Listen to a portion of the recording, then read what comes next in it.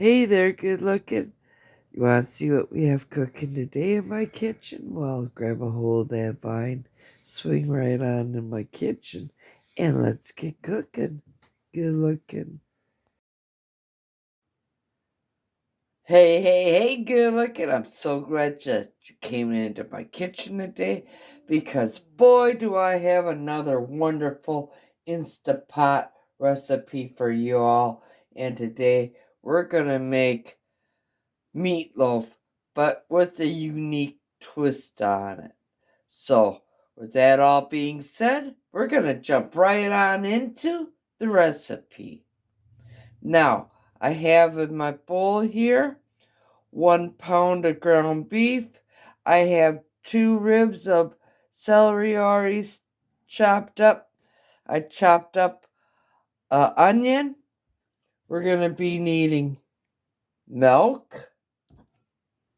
We have some ketchup, your favorite barbecue sauce, Italian seasoning, Worcestershire sauce, or what some of you might go, what's this here sauce? We have an egg, we have some dried minced garlic, we have our pepper, we have our kosher salt. I made up my own French onion soup mix. Otherwise, go ahead, use 1 packet. And then, of course, you're going to be needing 1 packet of stuffing. Now, usually you would make it the stovetop stuffing. Well, things are really tight. Everybody's on a real tight budget. And we all know how the food shortages are all going in the country. You're going to need yourself a loaf pan, like I said. I'm doing mine in my beloved Instapot. So I'm just going to set that off to the side. And I have 1 secret ingredient. We're going to be adding some baking soda to our ground beef. Now, you may sit there and go, baking soda? Why would you ever put baking soda in a meatloaf? Well, this little tip and trick with this, for every pound, you would put like 1/4 of a teaspoon.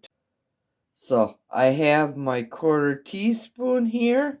Now, I'm just going to sit there and quick add 1/4 teaspoon to the 1 pound of ground beef. So let's go ahead, get out our 1/4 teaspoon and plop it right on in.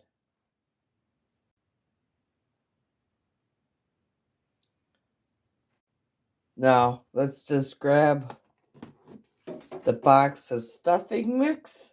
We're going to open it up and we're going to add that to our bowl of ground beef along with that 1/4 teaspoon of baking soda. Here's my packet of the stuffing mix. Go ahead, drop that all in. We're going to crack an egg into the mixture. So grab that egg, add the egg. Also, at the same time, let's go ahead and add the chopped up celery and onion. So let's go ahead, add that. I'm going to grab my milk and we're going to add 1/4 cup of milk. If you don't want to use milk, you can go ahead and use a beef broth.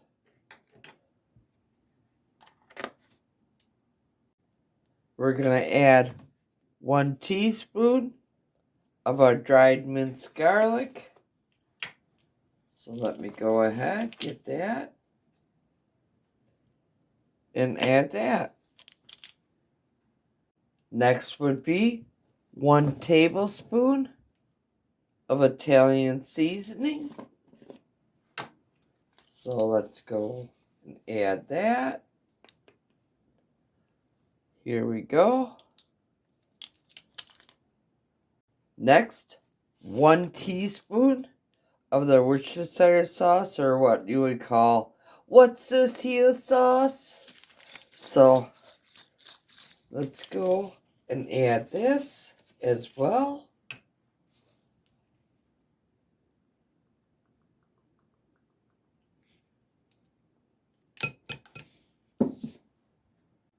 We're going to add 1 package of the French onion soup mix. Well, like I said, I made my own. So I have to sit there and measure out how much of the French onion soup mix I would need.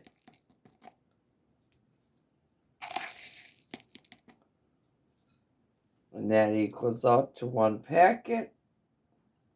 Now let's add 1 teaspoon of pepper.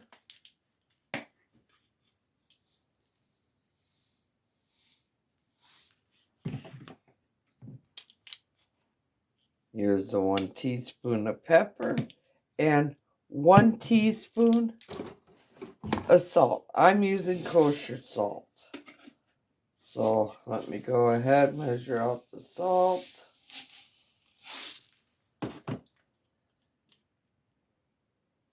Here's our salt.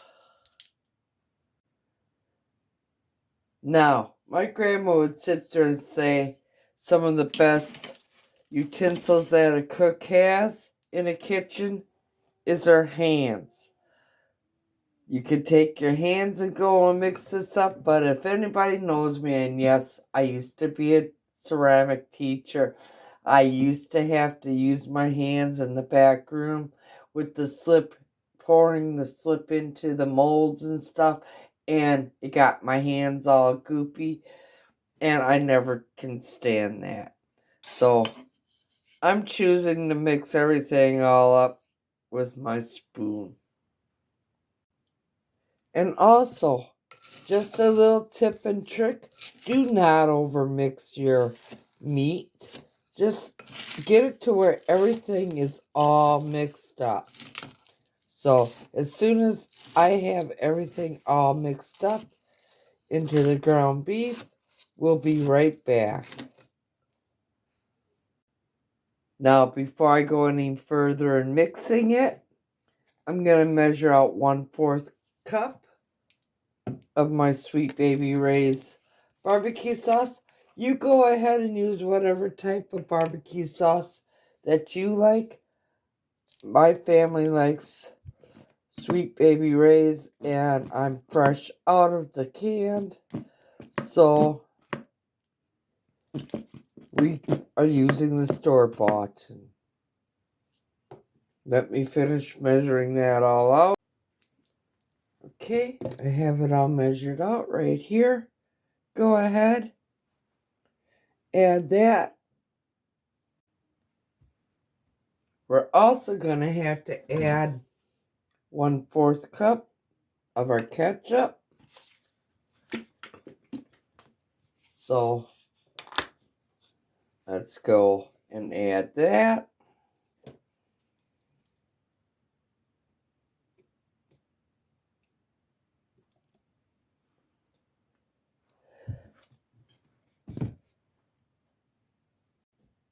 Now continue to mix all this in. Remember, do not over mix this. It will become hard and tough on you, or make a tough meatloaf is what I should actually be saying. So let me go ahead, mix everything all up, and we'll be back to put it all into our loaf pan. And there, we have everything all mixed up. Now, I'm going to grab my loaf pan, and I'm somewhat going to sit there and put all the ingredients away because we're all done with them, and I need a little bit more work room.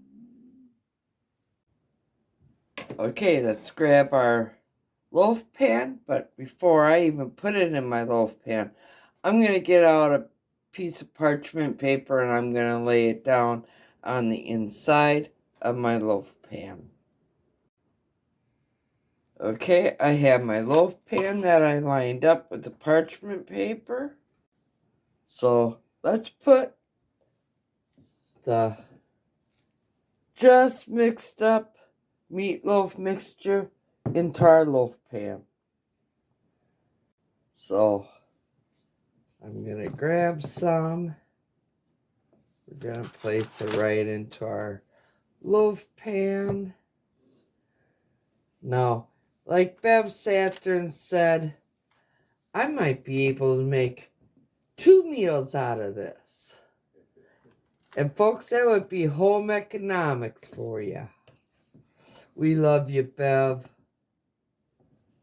So, I'm going to continue to put my meatloaf in my pan. Well, we're going to pull a Bev's home economic course on all of us. What I all made, it gave me 2 meatloaves. One is going to be freezer banked for another day, and the other one we're going to have tonight for supper. So, who loves you, Bev? I do. Okay, I'm just going to grab one of these and set it off to the side and get it all ready for the freezer. Now, this one, we're not done yet. I have to mix half of a, well, it would be a half of a cup when all said and done, but I need 1/4 cup of ketchup, and we need one more 1/4 cup of the Sweet Baby Ray's barbecue sauce, and that goes all over the top. Okay, we have the barbecue sauce along with our ketchup, all pre-mixed. Now, before I add this to the top of this, I like to sit there and go and poke holes into my meatloaves. That way, some of the glaze goes down in amongst all them layers. So, as you see, I have all the holes poked in. Now, let's just grab our ketchup and barbecue sauce and just put it all on top. So let's get this glorious glaze all put onto our meatloaf. We're going to spread it out evenly across the top.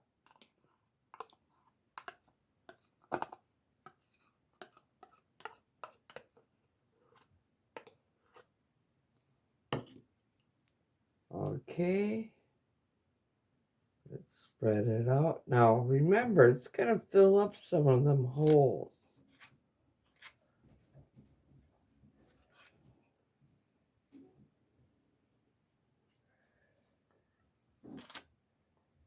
Okay, we have that all ready. Now, I'm going to grab a piece of tin foil because I like to cover the top of my meatloaf.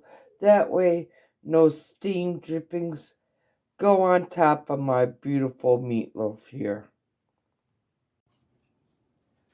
I have my foil. Now, I'm just going to cover the top of my meatloaf just as such. And we're going to place that into our Instapot on top of our trivet with at least 1 cup of water inside of our Instapots. So let's go ahead, remove the lid off our Instapot. Let's go and put our trivet down on the bottom.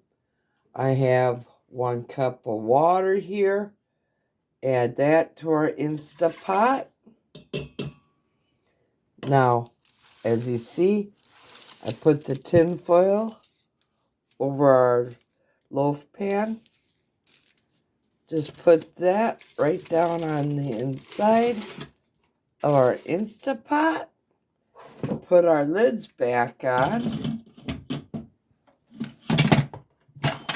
Close it. Close our vent. We're going to come down here. We're going to push the manual button on. And we're going to set the time to 25 minutes. And in 25 minutes, we're going to allow it to do a natural release. That way all the juices and stuff go back up into the meatloaf. And then it will be time for us to eat. So we'll see you when it's all ready. And by the way, I got this baby now to wrap up and to take out to the freezer for a future meal. Well, our meatloaf is done. I'm gonna grab myself some pot holders. We're gonna open up the Instapot lid. Oh, does that smell like heaven? I'm gonna reach inside. We're gonna pull out our cooked meatloaf.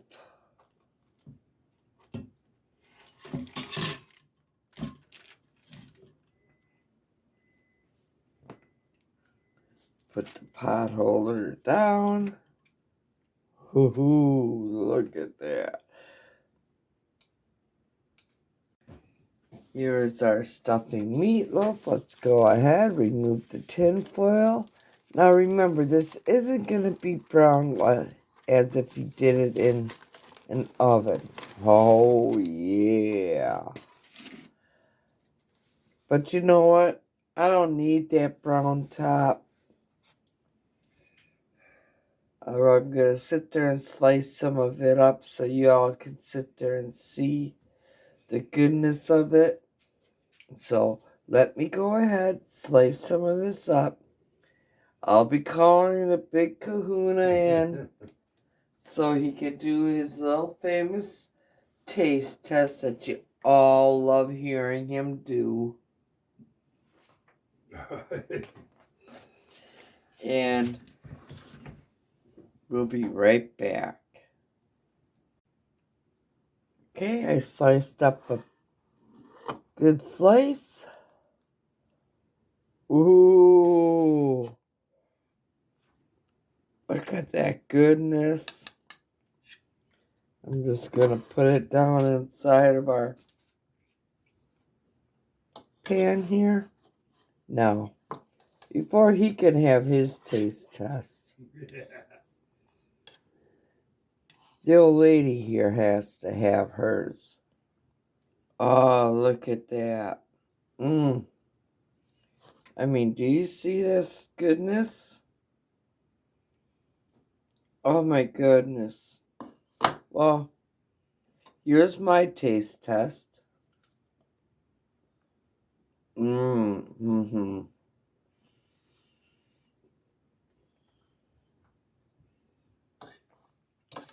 don't know if I want to call him in, and I don't know if I want to share any of this with him. Is that good? But I'm going to sit there, get a good forkful for him.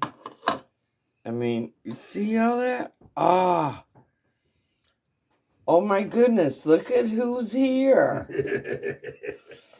I didn't even have to call him in. Now, I had to sit there and say, my brother-in-law turned my husband on to this. My husband had to sit there and, of course, bring me some to give me a taste. And I got turned on right away.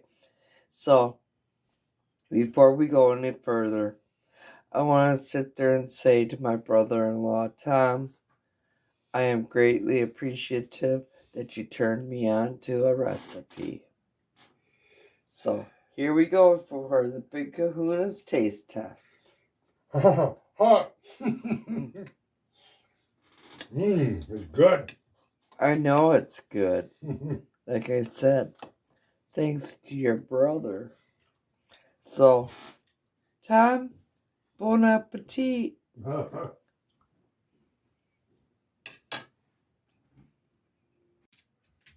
there you go.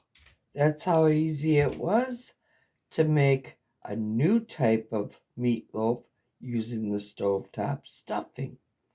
Now, I want to sit there again, thank my brother-in-law, Tom, for such a wonderful recipe.